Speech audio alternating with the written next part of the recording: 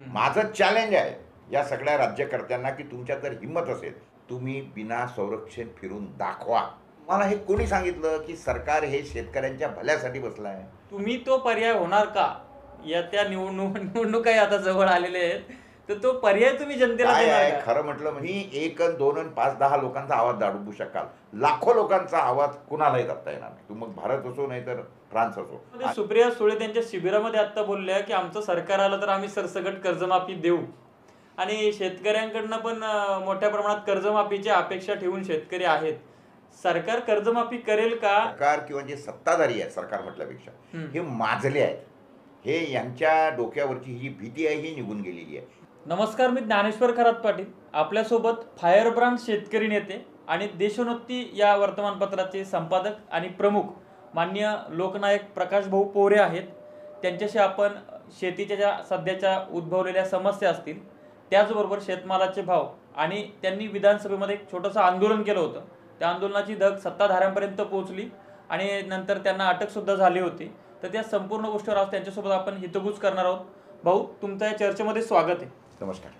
सर्वप्रथम मला सांगा की सरकार आपल्या शेतमालाला भाव देत नाही म्हणून तुम्ही तुमच्या पत्रकार गॅलरीतून थेट विधानसभाचं कामकाज सुरू असताना त्याच्यामध्ये हस्तक्षेप केला.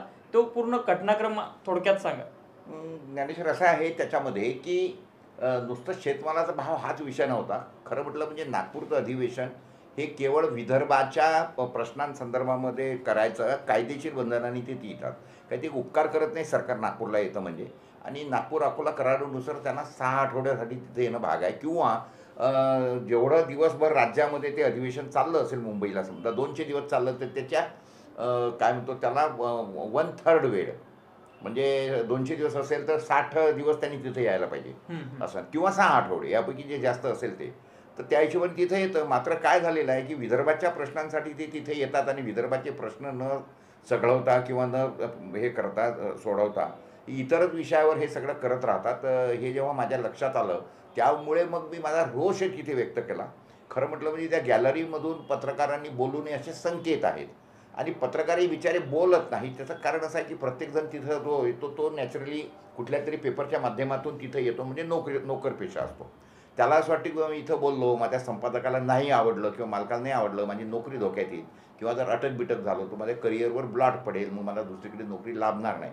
तर त्याच्यामुळे तो बिचारा धडपडत असतो. पण मी जेव्हा हे पाहिलं की तिथं असं असं सगळं चालू आहे गेल्या 7-8 दिवसापासून, नुसतं टाईमपास चालू आहे, म्हणून जेव्हा मला म्हणजे हे दिसलं तसं, तर तिथं मी माझा मग आवाज मोठा केला. कारण मला तर काही कोणाची भीती नव्हती. म्हणून तो सगळा तिथं त्या दिवशी मला ते अशी भूमिका घ्यावी लागली. त्याच्यामध्ये माझा उद्देश फक्त तेवढाच होता की किमान पुढच्या वर्षी तरी ह्या लोकांनी त्या सगळ्या संदर्भामध्ये आपली धोरणं बदलावीत. तुम्ही जे थोडक्यात आंदोलनच म्हणता येईल त्याला, त्याच्यानंतर त्याचे विधानसभेमध्ये काही पडसाद उमटले, सरकारकडनं काही प्रतिक्रिया आली? असं आहे त्याचं खरं म्हटलं म्हणजे सरकार आणि विरोधी पक्ष हे जे आहे ते हुशार आहेत तिथे. त्यांना माहिती आहे की मला जर अटक केली किंवा काय केलं तर त्याचे पडसाद उमटतील, त्यांनी जर ॲक्शन घेतली तर तिथे रिॲक्शन येईल. हे एवढं समजण्या एवढे सध्याचे जे सत्ताधारी आहेत ते हुशार आहेत. त्याच्यामुळे त्यांनी त्याच्यामध्ये माझ्यावर काही कारवाई वगैरे काही केली आतापर्यंत तरी केलेली नाही. पुढे काही करतील याच्याबद्दलही मला काही हे नाही आहे. परंतु बाकी सरकारने त्याची दखल घेऊन पुढच्या वर्षी तरी ते त्याच्या संदर्भामध्ये अधिवेशन घेताना त्याची तरतूद करतील. आणि विदर्भातले जे आमदार आहेत पर्टिक्युलरली, माझा रोष त्यांच्यावर आहे जास्त की त्यांनी त्याच्यामध्ये प्रश्न विचारलेले नाही आहेत. खरे दोषी आपल्या विदर्भातले आमदार आहेत. त्याच्यामुळे पुढच्या वर्षी किमान विदर्भातले आमदार त्या सगळ्या संदर्भामध्ये जागृत होऊन ते प्रश्न उचलतील अशी मी आशा करतो. तुम्ही विदर्भातल्या आमदारांचा त्या ठिकाणी उल्लेख केला. विदर्भातले आमदार असतील, मराठवाड्यातले असतील किंवा महाराष्ट्रातले एकंदर आमदार असतील, तर यांचा जर मतदार बघायला गेलं तर तो 90% शेतकरी आहे. असं असताना आपल्या भागात कापूस घेतला जातो, सोयाबीन घेतलं जातं, पश्चिम महाराष्ट्रात कांदा घेतला जातो, विदर्भातल्या पश्चिम विदर्भामध्ये त्या संत्र्याला जगभरामध्ये मागणी आहे, असा संत्रा आपल्याकडे आहे. तरी द्राक्ष असतील, डाळिंब असतील, सगळ्या पिकांचे किंवा सगळ्या शेतकऱ्यांचे प्रचंड हाल सुरू आहेत. उत्पादन खर्च भरून निघत नाही अशी परिस्थिती आहे. आमदार शब्द काढायला तयार नाही, खासदार फिरायला तयार नाही, खासदार संसदेमध्ये या गोष्टीवर बोलायला तयार नाही. यावर तुमचं मत काय आहे? खरं म्हटलं म्हणजे काय आहे की हे सगळे प्रश्न जे आहेत ते विरोधी पक्षांनी विचारायला पाहिजे. सत्ताधारी ते विचारणार नाहीत. बरोबर. कारण ते सत्तेत बसले आहेत आणि सध्याच्या घडीला पूर्वीच्या जमान्यामध्ये सत्तेचे आमदार सुद्धा विचारायचे. परंतु सध्याचं जे काही सध्या कडबोडं झालेलं आहे सत्तेचं, ते 3 पायाचं सरकार जे काही आहे ते सर्वजण काही पैसे घेऊन सत्तेत येऊन बसले आहेत आणि त्याच्यामुळे ते तर काही बोलतच नाहीत. विरोधी पक्ष जो आहे तो मुळामध्ये कमकुवत झालेला आहे. आज आमच्या देशाला सगळ्यात मोठा जो काही चिंतेचा विषय आहे सगळा, हा विरोधी पक्ष अत्यंत कमकुवत झालेला आहे. 110 यांचे आमदार भाजपचे, आणि त्याच्यानंतर या दोन्ही पक्षाचे त्यांनी 40-40 किंवा 40-50 फोडले, म्हणजे जवळपास 200 आमदार एकीकडे, 288 आमदार महाराष्ट्रात आहे. म्हणजे उरले किती आता? 88. आणि 88 आमदार हे 4-5 पक्षामध्ये विभागलेले. त्याच्यामुळे एकेका पक्षाची ताकद किती? 8-10 आमदार. आणि त्यातले अक्कलवान किती आहेत आणि बोटं साफ असलेले किती आहेत? सरकारची भांडेल कोण? ज्याची बोटं साफ आहेत सध्याच्या घडीला, ज्याची बोटं बरबटलेली आहेत, कुठेतरी गुरफटली आहेत, तो तर ईडी फिडीच्या दबावाखाली त्याचं जाऊ देणं मरू देणं काय करायला. आणि विदर्भातला शेतकरी असा आहे की त्याला असं वाटतं की आमदार हा फक्त माझ्या घरी चहा प्यायला आला पाहिजे, माझ्या लग्नात आला पाहिजे किंवा याच्यात तेरवीत आला पाहिजे. त्याला हे कळतच नाही की आपण आमदार जो निवडून दिला आहे हा आपले प्रश्न सोडवण्यासाठी आपण निवडून दिलेला आहे. तर हा एक फार मोठा वैचारिक फरक पश्चिम महाराष्ट्र, कोकण, मराठवाडा आणि विदर्भातल्या शेतकऱ्यांमध्ये आहे. पश्चिम महाराष्ट्रातले शेतकरी या संदर्भात प्रचंड जागृत आहेत. ते कुठलेही आंदोलन करायचं असलं तर आमदार खासदारांना घेऊन बसतात. आपण कांद्यामध्ये जे बघितलं, जेव्हा कांद्यावर सरकारनं निर्यात बंदी लादली होती त्यावेळेस तिथले स्थानिक आमदार खासदार, कारण की त्यांना माहिती आहे आपण जर यांच्या मुद्द्याला हात घातला नाही तर हे आपल्याला निवडूनच देत नाही. बिलकुल. आणि ती वस्तुस्थिती विदर्भ मराठवाड्यामध्ये नाहीये. तुम्ही ज्या पद्धतीने सांगितलं की बाबा सावडायला आला, मातीला आला, लग्नाला आला, दावड्याला आला, त्याच्यात खुश आहेत. तुम्ही विरोधी पक्ष कमकुवत याचा उल्लेख केला. काँग्रेसकडे 45 आमदार आहेत, सगळे मिळून आता तुम्ही जर सांगितलं 88 आमदार आहेत. मग ज्या पद्धतीनं 2014-13ला देवेंद्र फडणवीस हे प्रदेशाध्यक्ष होते भाजपचे, पंकजाताई मुंडे होत्या, पाशा पटेल ज्या कृषी मूल्य आयोगाच्या अध्यक्ष आहेत, हे विनोद तावडे असतील, यांनी शेतकरी दिंडी काढली, कापसाला 10,000 भाव द्या 2012 बरं का, 12-13 सोयाबीनला 6,000 भाव द्या. हे जे केलं तर ते आज सत्तेत आल्यानंतर बदललेले आहेत. हे आपण याची डोळा बघतो या ठिकाणी. मग त्यांच्याविषयी शेतकऱ्यांमध्ये रोष आहे, परंतु त्या रोषाचा नायक आज खऱ्या अर्थानं विरोधी पक्षांनी व्हायला पाहिजे. तर तो विरोधी पक्ष तुम्ही सांगितल्याप्रमाणे तर ते ईडी फिडीचा तो धोका आहेच, पण अशा याच्यामध्ये पर्याय काय? शेतकऱ्यांचा जो रोष आहे, शेतकरी स्वतःचं नेतृत्व करू शकत नाहीत ना, परंतु त्यांना कोणीतरी न्याय द्यायला पाहिजे. त्याला काय पर्याय? आता काय केलं पाहिजे? काय झालं आज हा सगळ्यात मोठा चिंतेचा विषय काय आहे की एक लक्षात घ्या की सरकार घाबरतं ते संख्येला. बरोबर. कुठल्याही याच्यामध्ये गोष्ट अशी आहे की जेव्हा सरकारला हे दिसतं की शेतकरी बावळट आहेत, काय करत नाहीत, काय मला बोलत नाही, त्यांचं काही आंदोलन नाही, यांचा कोणी नेता नाही, तर त्याच्यामुळे काय झालेलं आहे की सरकार किंवा जे सत्ताधारी आहेत, सरकार म्हटल्यापेक्षा हे माजले आहेत. हे यांच्या डोक्यावरची ही जी भीती आहे ही निघून गेलेली आहे. एक लक्षात घ्या, जिथं जिथं आंदोलन मोठं झालं, जास्ती संख्या आली, लोकशाहीमध्ये कसं आहे की शेवटी मुंडकी मोजून द्यावी लागतात, डोकी पाहिजे तिथं मोजून देण्यासाठी. तर आता ते मराठा आरक्षणातून पाहिलं, तिथं लाखो लोक सरकार घाबरलं. पण इथे काहीच नाहीत ना, इथे हजारी शेतकरी जर कुठे जमा होत नसतील तर होणार काय? तुम्ही या सगळ्या संदर्भामध्ये जर पाहिलं की सरकारला कसं घाबरतं. तुम्ही आता नुसतं फ्रान्समध्ये आंदोलन चालू आहे शेतकऱ्यांचं, तुम्ही बघितलं ना सरकार कसं बॅकफुटवर आलं. लगेच तिथं पंतप्रधान, राष्ट्रपती बदलले गेले ताबडतोब. कारण त्या शेतकरी इतक्या आक्रमकपणे तिथे आले. जसं दिल्लीमध्ये प्रत्येक बॉर्डरला 4-4, 5-5 लाख लोक येऊन शेतकरी बसत होते तिथे. सरकार घाबरलं. सरकारने दिल्ली येण्याचे रस्ते खोदून ठेवले, बंद केले. आलं लक्षात? त्या शेतकऱ्यांना येऊ नाही दिलं.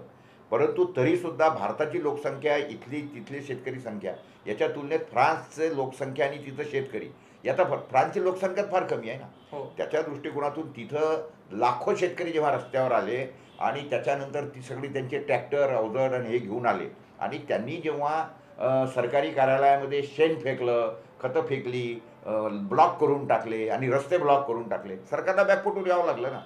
तुम्ही 1, 2, 5, 10 लोकांचा आवाज दाबू शकाल, लाखो लोकांचा आवाज कुणालाही दाबता येणार नाही. मग भारत असो नाही तर फ्रान्स असो. आणि फ्रान्सचा शेतकऱ्याचं त्या संदर्भात मी अभिनंदन करेन की त्यांनी अतिशय योग्य अशी भूमिका घेतली आणि सरकारला शेवटी झुकायला पार पाडलं, जे दुर्दैवाने सध्याच्या घडीला भारतामध्ये होत नाही आहे. ही सगळ्यात मोठी चिंतेची बाब आहे. शेतकऱ्यांनी हे समजून घेऊन आपली एकी, पण झालं कसं आहे माहिती आहे का की शेतकरी नेते इतक्या गटागटात विभागले गेले. प्रत्येक शेतकरी नेता हा दुसऱ्या नेत्याला चोर आणि बदमाश समजतो, निर्बुद्ध समजतो आणि स्वतःला खूप शहाणा, मी स्वतः एक प्रामाणिक आहे असं समजतो. त्याच्यामुळे या शेतकरी नेत्यांमधला जो दुहीचा गैरफायदा सत्ताधारी घेतात हे आपण पहिले समजून घेतलं पाहिजे.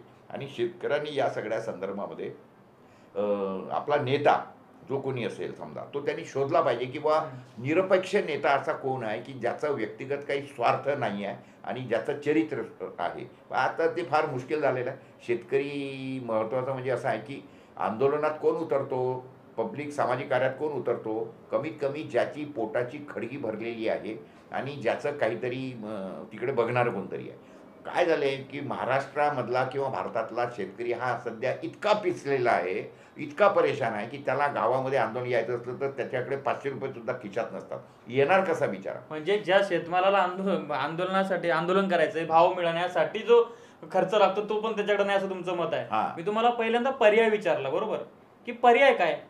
आपण काँग्रेस भाव देत नव्हती म्हणून भाजप सत्तेमध्ये आणलं, भाजपही तेच करायला लागलेलं आहे. मग आता कोणाला सत्तेत आणणार? आणि तुम्ही जो शेतकरी नेत्यांचा गटातटामध्ये विभागले हा एक केला, शेतकरी नेत्यांवर वारंवार ते मॅनेज होतात सत्तेसाठी, याच्यासाठी हा आरोप होतोय. ही पण वस्तुस्थिती आपल्याला नाकारता येणार नाहीये. तुम्ही फ्रान्सचा, आता जर्मनीचं सुद्धा तसंच सुरू आहे. एकंदर जगभरातला शेतकरी धोक्यात आलाय का? जगभरात हेच. आणि फ्रान्सच्या शेतकऱ्यांचं पण जे म्हणणं होतं की एकतर आमचं सरकार आम्हाला काय म्हणतंय की कीटकनाशकांवर बंदी आहे आणि आपल्याला जितकं लागेल तितकं अन्नधान्य पण तुम्हाला पिकवावं लागेल आणि आयात निर्यात धोरणामध्ये सारखं हस्तक्षेप करत आहे.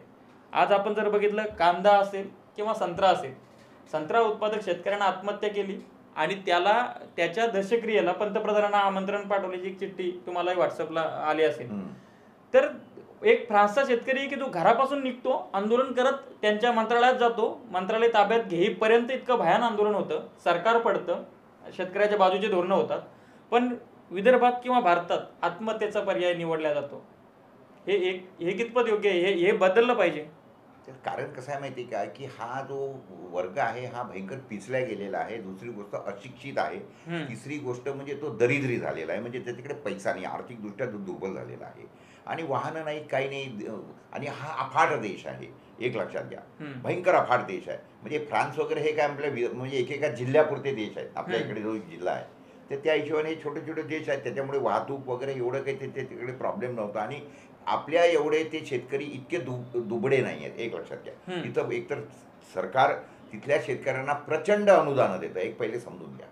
म्हणजे आपल्याकडे अनुदान कशाला म्हणतात, किंवा एक 10,000 रुपयाचं समजा डिझेल इंजिन असेल आणि सरकार म्हणतं की आम्ही तुम्हाला 5,000 देऊ, म्हणजे याचा अर्थ 5,000 अनुदान आहे. परंतु इथे परिस्थिती कशी आहे माहिती का, की इथं शेतकरी सरकारला अनुदान देऊन राहिला आपल्या इथे. कारण कापसाचा उत्पादन खर्च 12,000 रुपये आहे आणि सरकारने त्याची सपोर्ट प्राइस किती ठेवलेली आहे तर साधारणतः 7,000 रुपये. म्हणजे याचा अर्थ 12,000चा माल हा सरकार शेतकरी हा सरकारला 7,000 देतो आहे. आज कापसाचा जो भाव आहे त्याला 7,000, म्हणजे 12,000 माल सरकारला 7,000 देतो, म्हणजे याचा अर्थ शेतकरी हा सरकारला सबसिडी देऊन राहिला, एक लक्षात घ्या. क्विंटल मागं 5,000. आणि हे सगळं का होतं त्याचं कारण असं आहे की इथला शेतकरी हिशोब ठेवत नाही. त्याला कळतच नाही की मी घाट्यात आहे की तोट्यात आहे. परंतु वर्ष अखेर त्याला असं वाटतं की दरवर्षी असं वाटतं की यावर्षी तरी जमल, यावर्षी तरी जमल, असं तरी जमल. गेल्या वर्षी ते भाव नव्हता तर यावर्षी पाऊस आला, त्याच्या पुढे काय तर दुष्काळ पडला. हे दैववादीपणा जो आहे शेतकऱ्यांचा, आणि सरकार फार शहाणा आहे. ते शेतकऱ्यांना सातत्याने कुठल्या तरी याच्यामध्ये गुंतवून ठेवत असतं. जसं सध्याच्या घडीला राम वगैरे अमुक टमुक याच्यामध्ये जे गुंतवून ठेवलं आहे. तर हे सगळे अतिशय गंभीर आणि चिंतनीय विषय आपल्या समोर आहेत. याच्यामधून मार्ग काढणे आणि शेतकऱ्यांनी याच्यामधून एक काही धडा घेणे हे गरजेची गोष्ट. आता मागे खामगावला एका शेतकऱ्यानं पिस्तूल आणि कोयता घेऊन आपली सोयाबीन रस्त्यावर टाकली. त्या ठिकाणी त्याने एक सरकारचा निषेध नोंदवला, परंतु ते एक किंवा मग आता अमरावतीच्या शेतकऱ्यानं आत्महत्या केली. जो स्वतःचा जीव घेऊ शकतो ते दुसऱ्याचाही जीव घेऊ शकतो, आणि जो पिस्तूल आणि कोयती घेऊन रस्त्यावर उतरतोय, तर हे अराजकतेकडे चाललंय. उत्पादन खर्च भरून निघत नाही. याला तुम्ही भविष्यामध्ये कसं बघता? दिवस येणारे अत्यंत कठीण आहेत आणि हे होणार आहे. शेतकरी जसा तो तिथे एकटा उतरला तसे आता शेकड्यांनी शेतकरी उतरतील आणि शेतकऱ्यांनी करावं. जे शेतकरी आत्महत्या करत आहेत त्या शेतकऱ्यांना माझं आव्हान आहे की कुत्र्या मांजरीच्या मौतीनं मरू नका. तुम्हाला आत्महत्याच करायची आहे की नाही, आम्ही तर म्हणतो की करू नका पहिली गोष्ट. पण आता करतच जर असाल तर तुमचं नाव माझ्याकडे नोंदवा. मी तुम्हाला सांगतो की तुम्हाला मी शहिदाचं मरण देईल, कुत्र्या मांजरीचं मौत देणार नाही. तुम्हाला व्हायचं असेल तर शहीद व्हा. आलं का लक्षात? इतिहासात तुमचं नाव लिहिलं जाईल. आणि हे या सगळ्या दृष्टिकोनातून आपण काय सगळं करू शकतो की त्या शेतकऱ्यांना अशा पद्धतीने काय सरकार, एक लक्षात घ्या, सरकार हे प्रेशरला घाबरतं, दडपणाला घाबरतं. बरोबर. जर शेतकऱ्यांवर काही दडपण आणि जर हेच नसेल तर मग तुम्ही करणार काय या सगळ्या संदर्भामध्ये? म्हणूनच कसं आहे माहिती आहे का की त्या शेतकऱ्यांना माझं आव्हान आहे की तुम्ही कमीत कमी तुमचं आयुष्य जरी संपवत असाल पण किमान दुसरे जे शेतकरी आहेत, तुमचे मुलं बाळं आहेत, त्यांच्याकडे बघून तुम्ही काम करा, असं मी त्यांना आवाहन करतो. त्याच्यामध्ये सुप्रिया सुळे त्यांच्या शिबिरामध्ये आता बोलल्या की आमचं सरकार आलं तर आम्ही सरसकट कर्जमाफी देऊ, आणि शेतकऱ्यांकडनं पण मोठ्या प्रमाणात कर्जमाफीची अपेक्षा ठेवून शेतकरी आहेत. सरकार कर्जमाफी करेल का, हा एक प्रश्न आहे. दुसरा प्रश्न, सुप्रियाताई सुळे ज्या बोलल्यात की आमचं सरकार आल्यावर आम्ही कर्जमाफी करू, काय आहे, या त्याच्यावर काय? सरकारनी सुद्धा हेच म्हटलं होतं की आमचं सरकार येऊ द्या, आम्ही तुमचं कर्जमाफी करू, आमचं सरकार येऊ द्या, आम्ही विदर्भ वेगळा करू. काय आहे, जेव्हा सत्तेत नसतात की नाही त्यावेळेला ही सगळी लोक पोपटपंचीसारखी बोलत असतात. पण सत्ता एक वेळ हातामध्ये आली की मग तेच त्यांना दिले. आताच बघा ना, हे मध्यंतरीच्या 1-2-2.5 वर्षामध्ये भाजपवाले सत्तेत नव्हते, त्यावेळेला ते काय म्हणत होते की आमचं सरकार आहे, आम्ही वीज मोफत देऊ, अमुक करू, शेतकऱ्यांचं कर्ज माफ करू, आम्ही शेतकऱ्यांची विजेची बिलं माफ करून टाकू शेतकऱ्यांना. आत्ताच जास्त दिवस नाही झाले, आत्ता 2 त्याच्या आता यांचं सरकार आलं. मग त्यावेळेला तुम्ही जे 2 वर्ष अगोदर बोलले होते तेच आता सत्तेत आले, तुम्ही करा की. पण काय झालेलं आहे माहिती आहे का की मुळामध्ये दोष जो आहे तो जनतेचा आहे. जनतेने जोपर्यंत हे अशा पद्धतीने बोलणारे लोक रस्त्यावर पकडून ठोकणार नाहीत, आणि हे यांना माहिती आहे सत्ताधाऱ्यांना की आपण एवढी पापं केलेली आहेत की लोक आता ठोकणार आहेत. त्याच्यामुळे तुम्ही बघितलं आहे का, ही माणसं आता खेडोपाडी फिरणं बंद झालेली आहे. पूर्वी सगळी खेडोपाडी फिरायची, आणि आता जेव्हा फिरतात तर अत्यंत म्हणजे special security force, jet security अशामधूनच हे फिरतात. त्यांना माहिती आहे की झाले लोक ठोकणार आहेत आपल्याला. माझं चॅलेंज आहे या सगळ्या राज्यकर्त्यांना की तुमच्यात जर हिंमत असेल, तुम्ही जर लोकशाही मार्गाने निवडून आले असाल, तुम्ही जर स्वतःला शेतकरी पुत्र समजत असाल, तुम्ही जर असं समजत असाल की मी काही पाप केलेलं नाही आहे किंवा माझी काही चूक झालेली नाही, तुम्ही बिना संरक्षण फिरून दाखवा. जो नेता, जो मंत्री बिना संरक्षणाचा फिरेल ना, त्याचा सत्कार मी करेल. मी सांगतो तुम्हाला. भयान वास्तव शेतकऱ्यांमध्ये आहे. त्याच्यामध्ये पीक विमा कंपनी जी आहे, सरकारनं एका ठिकाणी 1 रुपयात पीक विमा दिलाय, आणि दुसऱ्या ठिकाणी 6,000 कोटी रुपये नुसता अग्रिमचा त्या पीक विमा कंपनीला नफा राहतोय, असं मी नाही सांगत. विजय वडेट्टीवार जे विरोधी पक्ष नेते ते विधानसभेमध्ये सांगतात. 1900 कोटी रुपये शेतकऱ्याला वाटले आणि 6,000 कोटी रुपये कंपनीला नफा राहतो. म्हणजे आपलाच टॅक्स, म्हणजे बोला तुम्ही तुमच्या भाषेत बोलायचं. कसं आहे, तुम्हाला कमिशनाविषयी समजतो का? हो. हे सरकार जे आहे हे सगळंच करतं ते कमिशनवर, काही जरी करत असतं. असा विकास करतो. विकास म्हणजे काय, आता यांनी समजा इतके रस्ते बांधले, अमुक अहो कामं करतील तर पैसे निघतील, कामं करतील तर कॉन्ट्रॅक्टरला पैसे वाटावे लागतील, त्याच्यापासून मर्यादा. त्याचं विमा कंपनीच आहे ना. तुम्हाला हे कोणी सांगितलं की सरकार हे शेतकऱ्यांच्या भल्यासाठी बसलं आहे? सरकार जे सत्तेत बसलं आहे किंवा हे जे आमदार याच्यामध्ये आलेले आहेत आणि मंत्री जे बनलेले आहेत ना, ते मी आणि माझं कोट कल्याण कसं करेल, माझ्या 10 पिढ्यांचं कसं कल्याण करेल, मी किती कमिशन खाईल, याच्यासाठी तिथं बसलेलं आहे. तुमच्या डोक्यामधून किंवा शेतकऱ्यांनी हा विषय अजिबात डोक्यातून काढून टाकावा की आता हे मायबाप सरकार आलेलं आहे. हे मायबाप नाही आहे, हे लुटारू सरकार आहे. हे ज्या दिवशी शेतकरी समजून घेईल आणि हातामध्ये दंडुका, कोयता तो जसा एक दिसला नाही, मी त्या शेतकऱ्याचं अभिनंदन करतो. तुम्ही त्या शेतकऱ्याचं नाव तो मनुष्य शोधून टाका, मी त्याचा इथं सत्कार करायला तयार आहे. तुम्ही करा, आणि हे अगदी गरजेचं आहे. रवी महानकर ते अकोला जिल्ह्याचे, त्याचा आपण आता सत्कार घडवून आणू या जोरामध्ये की तू खूप चांगलं, कमीत कमी त्याच्यापासून इतर शेतकरी काही प्रेरणा घेतील. नक्की. त्यांच्याशी माझं बोलणं झालं, मी त्यांची मुलाखत पण केली. रवी महानकर नाव आहे त्यांचं. तर त्यांनी मला सांगितलं की मला काही कोणाला कोयत्यानं कापायचं नव्हतं का पिस्तोलन कोणाला आणायचं नव्हतं, पण तरी पण त्यांच्यावर 135 दाखल केलेली आहे. 135. आणि मी त्यांच्याशी मला सांगा ना, मी त्या पोलिसाला झापतो ना की त्यांनी कसं काय केलं. कोयता हा तर शेतकऱ्याचा अवजार आहे. हो, शेतकऱ्या त्यांनी कोणाला मारलं का, काही केलं का, जखमी केलं का कोणाला? नाही. मग आणि मी त्यांना बोललो तर ते मला म्हणत होते की आपल्याला या जो शेतकऱ्याचा असंतोष आहे याचा मोर्चा वगैरे काढणं गरजेचं आहे. बिलकुल. आता त्या दृष्टीनं माझा तुम्हाला प्रश्न आहे की तुम्ही एक फायर ब्रँड शेतकरी नेते, अतिशय तुम्ही पोटतिडकीनं शेतकऱ्यांविषयी बोलत असता. आमच्यासारखे तरुण पोरं तुम्हाला बघून आम्ही प्रभावित होतो, तुमचं भाषण वगैरे. पण मग हा गोंधळ आपण किती दिवस बघायचा? तुमच्यासारख्या नेतृत्वाने पर्याय दिला पाहिजे, असं माझं मत आहे. तुम्ही या जनतेला सांगितलं पाहिजे की शक्या घ्या किंवा फरीदा घ्या, काँग्रेस घ्या किंवा बीजेपी घ्या, हे एकाच माळेची मणी आहेत, हे लुटारू आहेत. मग तुम्ही पर्याय द्यायला पाहिजे ना. द्यायला पाहिजे, ही तर गोष्ट खरी आहे. परंतु काय झालं आहे की येणारे हे की जे काही राजकारण आहे सध्याच्या घडीला, यांनी हे इतकं काही विचित्र आणि इतकं महागडं करून टाकलं आणि लोकांना इतक्या वाईट सवय लावलेल्या आहेत. एक तर फ्री बीज ज्याला म्हणतात ना, फुकट छाप योजना सगळ्या लोकांना देणं, लोकांना त्याची सवय पाडून टाकली. त्याच्यामध्ये लोकांना याची काही लाज आणि शरम वाटत नाही की मी महिन्याला एवढं तांदूळ किंवा गहू फुकट घेतो. खरं म्हटलं म्हणजे आत्मसन्मान दुखावण्याचा विषय आहे ना. परंतु शेतकऱ्यांना आता इतके निलाजरे म्हणा किंवा हे सगळं कोळून प्यालेले आहेत किंवा लोकांनाही असं वाटतं, याची आता सवय होऊन गेलेली आहे. त्याला असं वाटत नाही की मी माझा आत्मसन्मान विकून हे करतो आहे.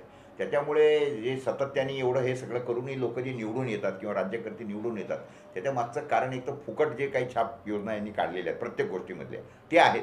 म्हणजे खरं म्हटलं म्हणजे फुकट जर द्यायचं असेल शेतकऱ्यांना, तुम्हाला एवढंच आहे लोकांना, तुम्ही इतर गोष्टी द्या ना. त्याला पेट्रोल लागतं, त्याला डिझेल लागतं, त्याला सिमेंटही लागतं, त्याच्यानंतर त्याला डेटाही लागतो, त्याच्यानंतर त्याला सायकल लागते, मोटरसायकल लागते, ह्या द्या ना तुम्ही. त्याला साधनं लागतात घरामधली, औषधं लागतात म्हणजे याची, तर ती फुकट द्या ना शेतकऱ्यांना. ती देणार नाही.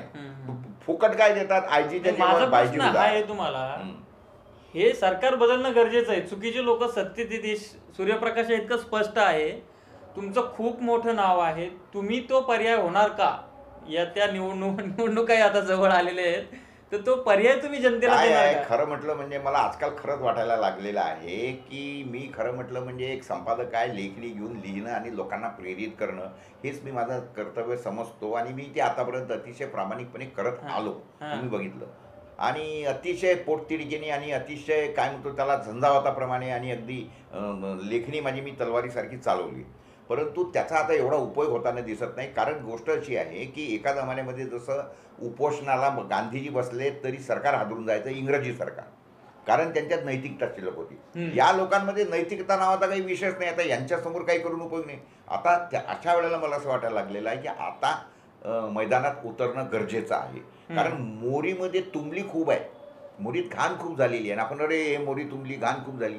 आता जर कोणी करायलाच तयार नसेल आणि त्याचा वास आपल्याला होत असेल आणि त्रास आपल्याला होत असेल, तर शेवटी हातामध्ये खराटा घ्यावा लागेल, पॅन्टा वर करावं लागतील, मोरीत उतरावं लागेल आणि साफ करावं लागेल. हे दिवस आलेले आहेत. मी गांभीर्याने विचार करतो या सगळ्या संदर्भामधला. परंतु जर लोक त्याच पद्धतीमध्ये कोणी दारूची बाटली दिली, कोणी 500ची नोट दिली, 1000ची नोट दिली, हा मला फुकट देतो, ते मला फुकट देतो, रात्री मला याच्यासोबत फिरा, याचा दंडा त्याचा झेंडा, असं जर लोकांची मानसिकता असेल तर मला नाही वाटत की याच्यामधून फार फरक पडेल. तरीसुद्धा मी एवढं तुम्हाला सांगतो, तुम्ही हा विषय छेडला आहे तर, की मी यावेळेला खरोखर फार गंभीर्याने विचार करतो आहे. असे मी अनेक लोक आहेत माझ्याच विचाराचे, असे लोक आहेत. मी असे विदर्भामध्ये एक 5-50 लोक उभे करण्याच्या विचारात आहे. मात्र लोकांनी याचा विचार करायचा की त्यांना तात्पुरती मलमपट्टी करणारी लोक पाहिजे, आश्वासन देणारी लोक पाहिजे, की त्यांच्यामधले खऱ्या तळमळीचे लोक पाहिजे आहेत. हा लोकांनी विचार करावा. आम्ही पडलो तर आमचं काही फारसं बिघडणार नाही, परंतु त्याच्यानंतर आम्हाला एक समाधान वाटेल की आम्ही आमच्यातर्फे प्रयत्न केला. त्याच्यामुळे आम्ही एखाद्या वेळेला मरताना समाधानाने मरू किंवा रात्री झोपताना शांतपणे झोपू की बाबा, कारण तसं वाटणार नाही. परंतु लोकांनी हा विचार करायचा की तुम्ही हे असं किती दिवस चालू देणार आहात, हा लोकांनी आणि शेतकऱ्यांनी विचार करायची गरज आहे. अगदी बरोबर. आपल्याला माहिती आहे प्रकाश भाऊ पोरे हे रोखठोक आणि सडेतड व्यक्तिमत्व आहे. तशाच पद्धतीनं ते बोलतात, तशाच पद्धतीनं त्यांनी सांगितलं तलवार रूपी लेखणी त्यांची चालती. आणि जी चीड माझ्यामध्ये तुम्ही बघता ती भाऊंमुळं आलेली आहे किंवा भाऊंचे जे प्रहार आपण वाचतो, तुम्ही सुद्धा देशोन्नतीचा प्रहार जे आहे ते वाचलं पाहिजे. त्या प्रहारमधून ते कुठल्याही गोष्ट राखून न ठेवता एकमेव शेतकरी डोळ्यासमोर ठेवून, मग कुणासोबत हित संबंध आहेत, कोणी नातेवाईक आहेत, ते त्याला फाट्यावर मारतात आणि अतिशय तळमळीनं शेतकऱ्यांविषयी लिहित असतात. भाऊंनी आज आपल्याला वेळ दिला, मुलाखत दिली आणि विशेष म्हणजे सगळेजण मलमपट्टी करण्यात बिझी असताना, गुडी बोलतात, मलमपट्टी करण्यात बिझी असताना तुम्ही मात्र आता ऑपरेशन करायला तयार झालेले आहात. 50-60 लोक जर विदर्भामध्ये उभे करायला तुम्ही तयार आहात. ज्येष्ठ विदर्भवादी नेते सुद्धा भाऊ आहेत आणि संपादकमध्ये देशोन्नतीचं त्यांचं काम. त्याच्यामध्ये मी शेतकऱ्यांना फक्त एवढं सांगू इच्छितो की असं आहे की जो कोणी निवडणुकांमध्ये पैसे खर्च करून निवडून येतो, 2, 4, 5, 10 कोटी रुपये खर्च करतो निवडणुकांमध्ये, तर तो काही उपकार करायला येत नाही. तो 10 कोटी खर्च करत असेल तर तो 100 कोटी काढतो, वसूल लक्षात वसूल करेल. बरोबर. तर तुम्हाला जर अशी इच्छा असेल की आम्ही त्या मार्गाने जाऊ नये, आम्ही जाणार नाहीच. बरोबर. आलं का लक्षात? तर तुम्ही सुद्धा मी तर तुम्हाला हे म्हणतो की होट बी दो और नोट बी दो. आलं का लक्षात? होट बी दो नोट बी दो, कारण मी असेच लोक उभं करणार आहे. बरोबर. तर तुमच्या भरोश्यावर मी उभं करणार आहे. तुम्ही ठरवा की तुम्हाला म्हणजे स्वातंत्र्य 1947ला मिळून आता आपलं 2023ला म्हणजे आज आम्हाला जवळपास 75 वर्ष झालेली आहेत. तरी तुम्ही पुढे गेला आहात की मागे गेला आहात पहिल्यापेक्षा, ह्याचा तुम्ही विचार करायचा आहे की अशा पद्धतीने सापनात नागनात पकडायचे आहेत की खऱ्या अर्थाने आपल्याला रिलीफ देणारा कुणीतरी ज्याचं चरित्र तुम्ही तपासलाय, वर्षानुवर्ष तपासलेत, असे लोक निवडून द्यायचे, तुमच्यामध्ये लोक निवडून द्यायचे की ज्यांची तुम्हाला कॉलर धरून विचारता येईल जाब. अगदी बरोबर. तुम्ही विचार करा, एवढं मी तुम्हाला सांगतो. अगदी बरोबर. आपण आम्हाला वेळ दिलात त्याबद्दल खूप खूप धन्यवाद. आणि तुम्ही जे शेतकऱ्यांसाठी कार्य करताय आणि त्याच्याही पुढे जाऊन आता शेतकऱ्यांनी व्यवस्थेचा भाग झाला पाहिजे आणि आपल्यातला जर लोकप्रतिनिधी निवडून गेला तर त्याचा आपण कॉलर धरून त्याला जाब विचारू शकतो. तर हे खूप महत्त्वाचं आहे. तुमचे खूप खूप आभार. आम्हाला वेळ दिला त्यासाठी परत एकदा धन्यवाद. अशाच नवनवीन व्हिडिओसाठी आपला चॅनल सबस्क्राईब करा, साईडला असलेलं बेल आयकॉन दाबा. धन्यवाद.